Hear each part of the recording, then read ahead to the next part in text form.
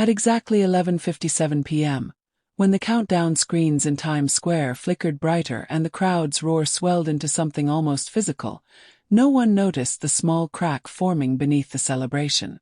Cameras were rolling, confetti cannons were primed, and millions around the world believed they were watching another flawless New York moment.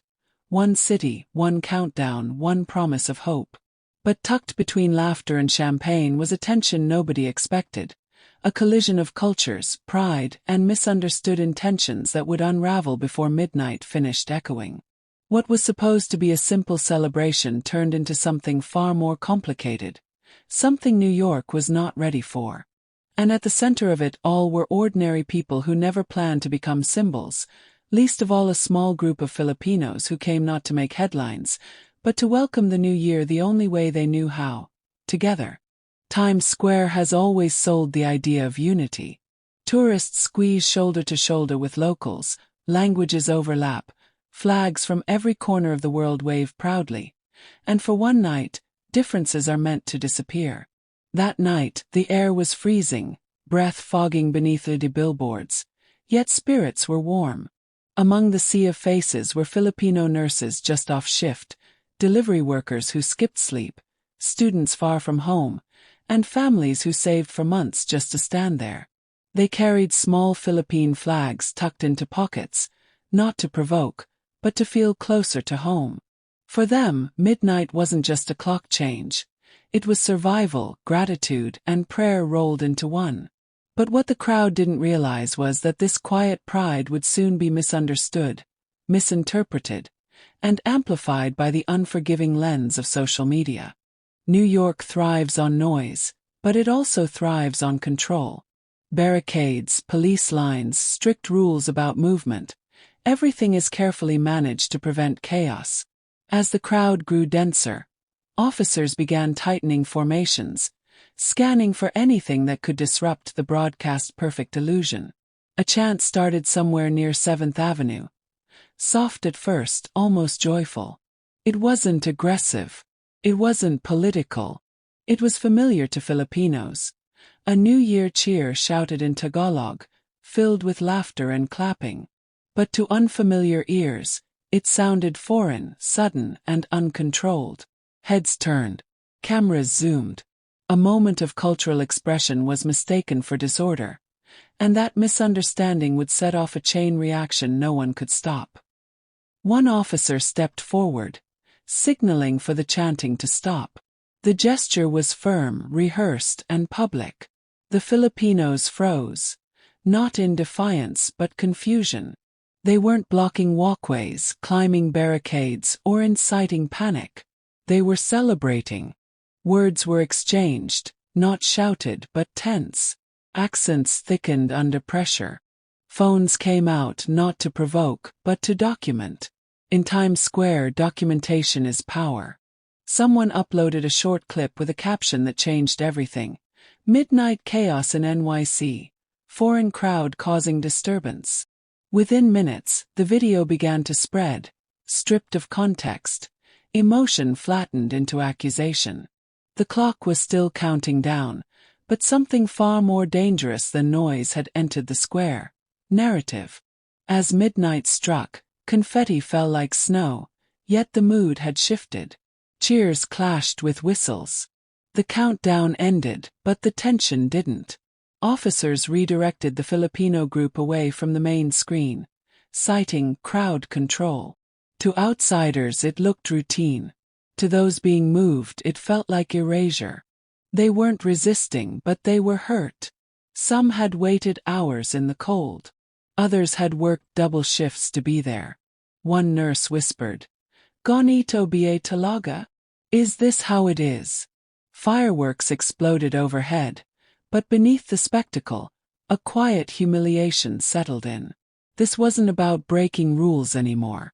It was about belonging, about who gets to celebrate loudly and who is expected to stay invisible. By 12:08 a.m., the clip had crossed borders. Filipinos in California, London, Dubai, and Manila began sharing it with disbelief. Comments poured in, not just anger but pain.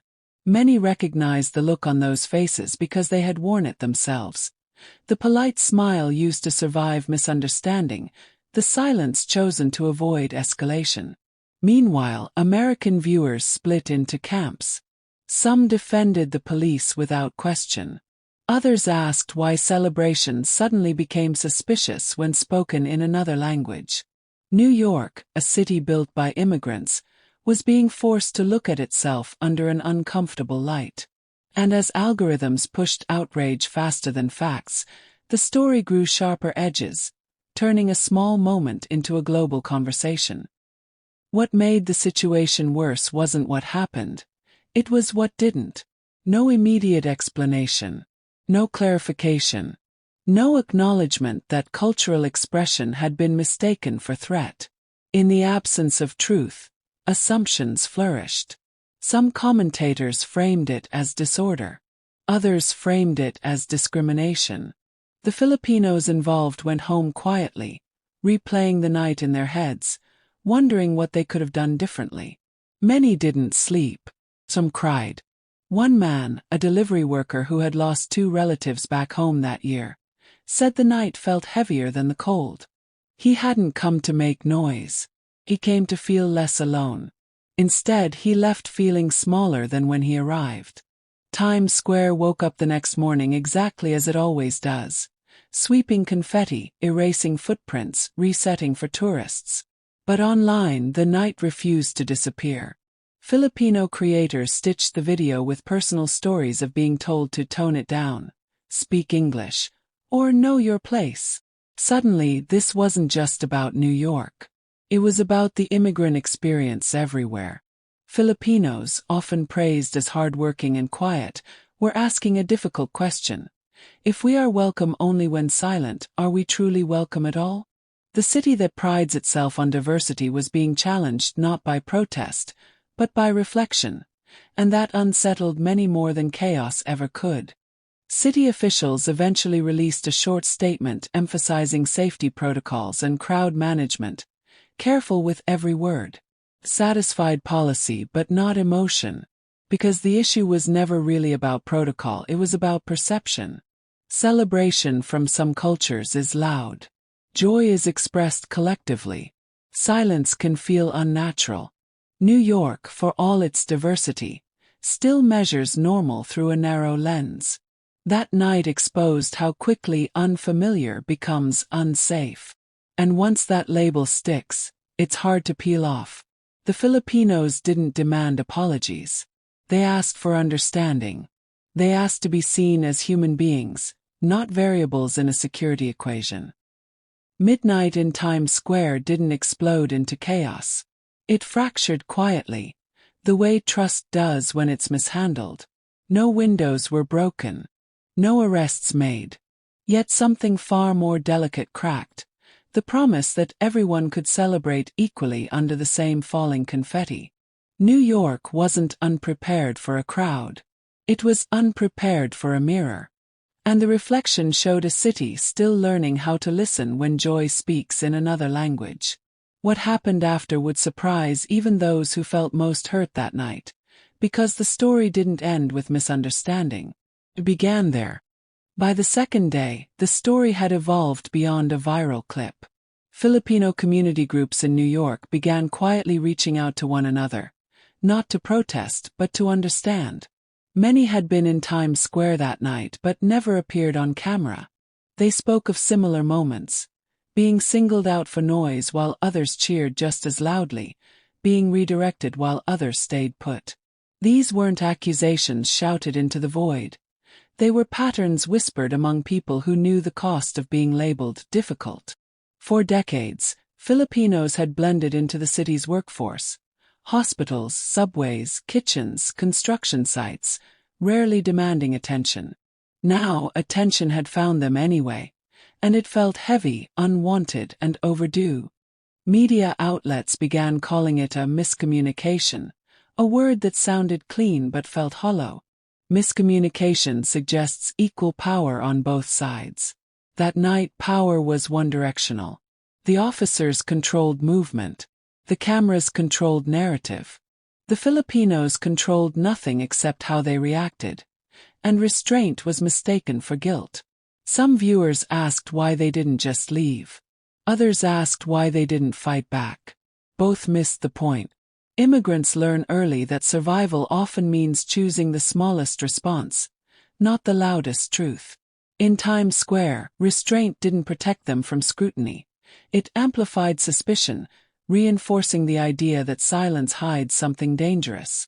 As the debate grew, Filipino Americans shared something rarely discussed publicly: the burden of being model immigrants. Hardworking, polite, non-confrontational, grateful. These labels sound positive until they become cages. The moment Filipinos express joy loudly, grief openly, or pride visibly, they risk stepping outside the narrow box society prepared for them. That night in Times Square wasn't an exception. It was a consequence. The crowd wasn't reacting to noise. It was reacting to an unexpected refusal to be invisible. And invisibility, once comfortable, becomes demanded. Unexpectedly, support came from other immigrant communities. Caribbean groups recognized the policing of sound. African communities recognized the suspicion of collective expression. Latino creators spoke about celebrations being labeled disruptive when they didn't fit mainstream rhythms. The story widened, no longer Filipino versus New York, but culture versus conformity. Times Square became a symbol, not of chaos, but of contradiction, a place that markets diversity while struggling to accommodate its reality. And with each shared story, the original clip lost its power to define the moment. People were reclaiming the narrative, piece by piece. Behind the scenes, some city workers privately admitted discomfort with how things unfolded. No one expected a chant to carry that much weight. No one expected pride to sound threatening. But systems don't need intention to cause harm. They only need habit. Habit told officers to neutralize unfamiliar behavior quickly. Habit told broadcasters to avoid anything unscripted. Habit told viewers that disruption must come from outsiders. These habits had worked for decades, until a small group of people broke them simply by celebrating differently. For the Filipinos involved, life didn't pause for discourse. Nurses returned to understaffed wards. Drivers went back to 12-hour shifts. Students resumed classes, now aware that even joy could be scrutinized. Some avoided Times Square entirely. Others doubled down, attending community gatherings with renewed purpose. One woman said she realized something important. We didn't do anything wrong, but we were made to feel like we did. That's the damage. Damage doesn't always leave bruises. Sometimes it leaves hesitation, second-guessing, and the quiet urge to shrink. Then something shifted. A respected Filipino-American journalist released a long-form piece. Not angry, not defensive, but meticulous. It broke down the timeline, the audio, the body language. It explained the chant's meaning. It named the emotional context. The piece didn't accuse. It educated. And for the first time, many viewers said the same thing. I didn't know. That admission cracked the wall. Ignorance lost its cover. Understanding, once offered calmly, became harder to reject. Schools, workplaces, and online forums began using the incident as a discussion point. What does inclusion actually look like? Is diversity only acceptable when it's quiet, decorative, and easy to manage? Or does it require discomfort, adjustment, and humility? The Times Square moment became a case study. Not in disorder but in listening. New York had hosted louder nights, rowdier crowds, and far more dangerous situations. Yet this moment lingered because it forced a question no one wanted to answer. Who gets grace when mistakes are assumed? City officials finally met with Filipino community leaders. Not under bright lights but behind closed doors. No grand apologies were broadcast. No dramatic gestures made headlines. But something subtle mattered. Acknowledgement. Not of wrongdoing but of oversight. Of blind spots. Of the need for better cultural understanding in public spaces. It wasn't perfect. It wasn't enough for everyone. But it was movement, and movement matters when silence has been the norm.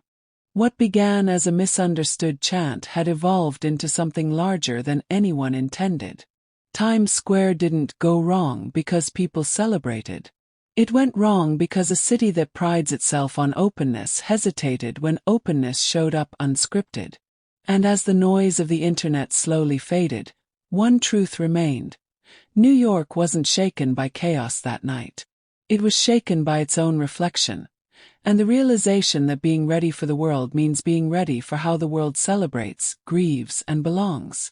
In the weeks that followed, Times Square returned to its carefully managed rhythm, but something beneath the surface had shifted. Filipino communities across the city began organizing cultural nights, not as protest but as presence. Music played louder. Laughter carried farther. Flags were no longer tucked away. They were worn openly. What once felt risky now felt necessary. The lesson was clear. Visibility, when denied too long, eventually demands space. These gatherings were peaceful, joyful, and unmistakably Filipino. Proof that celebration itself was never the threat. Fear had been. And fear loses power when met with confidence rather than apology. Social media, the same force that stripped context from the original moment, became a tool for rebuilding it. Videos emerged explaining Filipino New Year traditions, the meaning behind communal chants, and why togetherness is central to joy in Filipino culture. Viewers who had initially judged began commenting differently. "I see it now. I didn't understand before." Education, it turned out, traveled faster than outrage when given the chance. The narrative softened not because people forgot but because they learned. That shift mattered more than any viral defense ever could.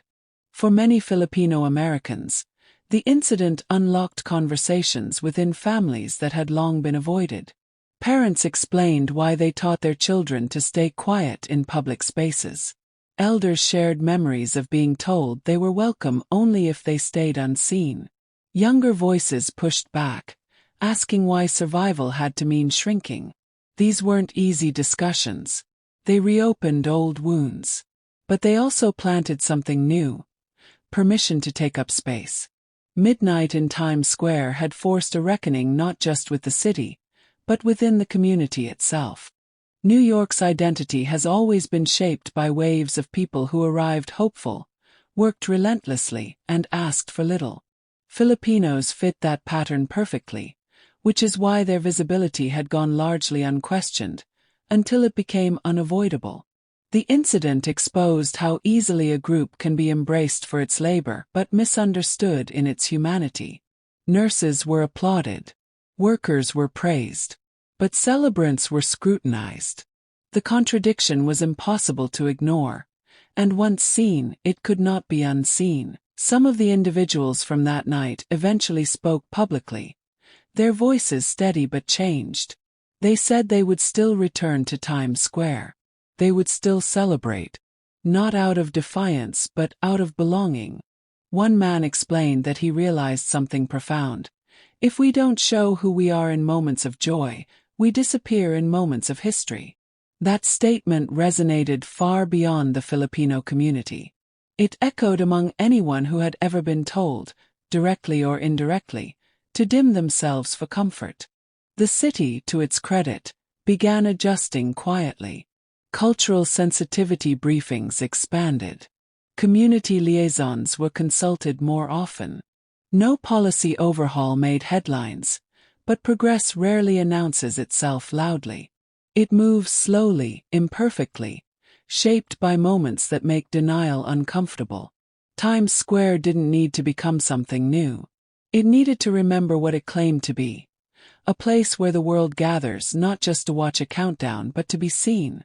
As the next new year approached, many wondered if anything would truly change. The screens would still glow. The barricades would still stand. But people arrived differently. Some came more aware. Some came more protective of one another. And some came determined not to mistake unfamiliar joy for danger again. The lesson had settled into the crowd like a quiet understanding. Celebration does not always look the same, and that difference is not a threat, it is the point. Looking back, midnight in Times Square didn't fail because voices were raised. Failed because listening wasn't. The city wasn't unprepared for noise. It was unprepared for joy that didn't match expectation. And yet, from that unpreparedness came growth. Painful, uneven, but real. The moment reminded everyone watching that diversity is not proven by how many flags wave on a billboard, but by how calmly we respond when those flags are waved by real people. For Filipinos around the world, the incident became both warning and affirmation.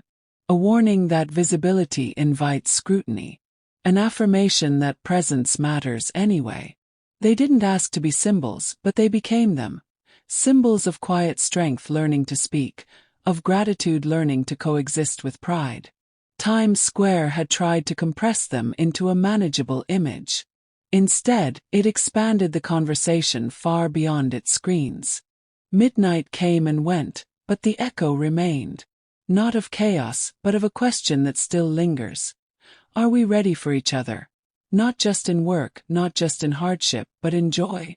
New York wasn't ready that night. But readiness is learned. And sometimes, it takes a single misunderstood celebration to remind a city, and the world watching, that belonging should never require silence. Thanks for watching.